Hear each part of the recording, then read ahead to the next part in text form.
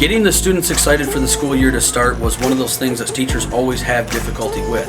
I wanted to get the students out and moving, and I wanted to have them have an experience before they ever had a lesson.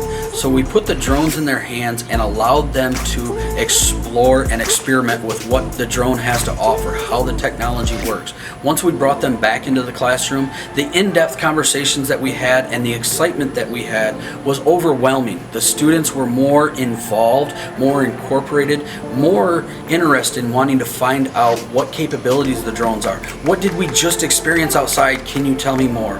After that, I was able to take and offer career opportunities.